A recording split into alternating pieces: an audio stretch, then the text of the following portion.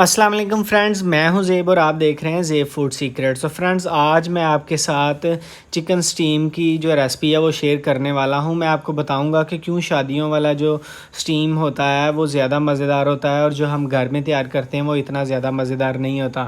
تو میری آپ سے ریکویسٹ یہ ہے کہ اگر آپ چینل پر نئے ہیں تو اس کو سبسکرائب ضرور کر دیں۔ تو بسم اللہ الرحمن الرحیم، سب سے پہلے ہم نے چکن لیا ہے جس میں ڈیپ کٹس لگا لیے ہیں۔ ½ kg چکن ہے، 1 چمچ اس میں نمک کا شامل کریں گے اور 2 چمچ اس میں ہم سرکہ شامل کریں گے، جس سے چکن جو ہے وہ ہمارا بہت اچھا تیار ہوگا۔ تو اس کو لگانے کے بعد آپ نے اچھی طرح سے مکس کر لینا ہے تاکہ جو نمک ہے اور سرکہ ہے اچھے طریقے سے ان پیسز پہ لگ جائے۔ تو آپ نے اس کو میرینیٹ کرنا ہے تقریباً آدھے گھنٹے۔ تو تب تک اس کا ہم مسالہ تیار کریں گے۔ 4 چمچ دہی، 1 چمچ نمک، 1 چمچ جو ہے وہ لال مرچ، 1 چمچ ادرک کا پاؤڈر اور تکہ مسالہ 1 چمچ۔ آپ اس میں فوڈ کلر تھوڑا سا شامل کریں گے، کیچپ ہے تو وہ شامل کر لیں، نہیں تو سویا سوس کا 1 چمچ آپ اس میں شامل کر لیں۔ اس کے بعد آپ اس کو اچھے طریقے سے مکس کر لیں۔ آپ نے بہت اچھے طریقے سے مکس کرنا ہے، اس طرح کا یہ تھک سا بن جائے گا۔ تو یہ بالکل تیار ہو چکا ہے۔ اب ہم جو ہمارا چکن تھا وہ اچھے طریقے سے میرینیٹ ہو چکا ہے۔ اس کی نشانی یہ ہوتی ہے کہ اس میں جو ہم نے کٹس لگائے تھے اگر وہ وائٹ ہو گئے ہیں تو اس کا مطلب ہے کہ یہ اچھا میرینیٹ ہو چکا ہے۔ آپ دیکھ سکتے ہیں میرینیٹ یہ اچھے طریقے سے ہو چکا ہے۔ تو اب ہم نے اس کو فرائی کرنا ہے۔ آپ نے جسٹ اس کو کلر چینج کرنے تک فرائی ہونے دینا ہے، اس سے زیادہ ہم نے اس کو فرائی نہیں کرنا کیونکہ ہم اس کو سٹیم کریں گے۔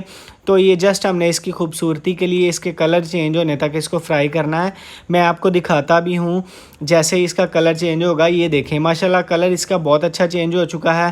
اب آپ نے اس کو ایک بول میں رکھنا ہے تاکہ اس کا جو پانی ہے وہ نچڑ جائے، اور پانی کے نچڑنے کے بعد جو مسالہ ہم نے تیار کیا تھا وہ اس کے اوپر اچھے طریقے سے ہم لگا لیں گے۔ آپ نے اس کے جو کٹس ہم نے اس پر لگائے تھے اس پہ بھی مسالہ بہت ہی اچھے طریقے سے لگا لینا ہے اس طریقے سے۔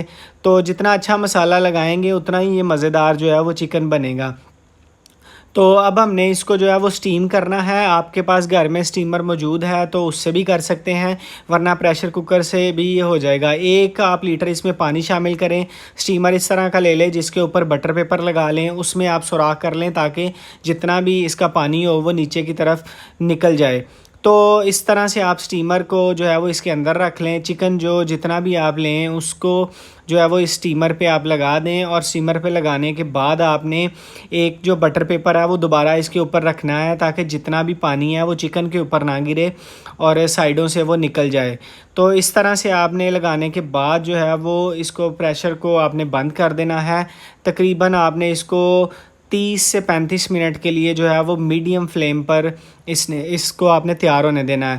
تو تقریباً اتنا ٹائم ہو چکا ہے، آپ کو میں یہ کھول کے دکھاتا ہوں۔ آپ دیکھیں کتنا جو دھوئیں ہیں وہ نکل رہے ہیں، اور یہ پیپر اوپر والا آپ ہٹا لیں، یہ دیکھیں کتنا اچھا ہمارا جو چکن ہے وہ تیار ہو چکا ہے۔ بہت ہی مزیدار اس کی خوشبو بھی آ رہی ہے۔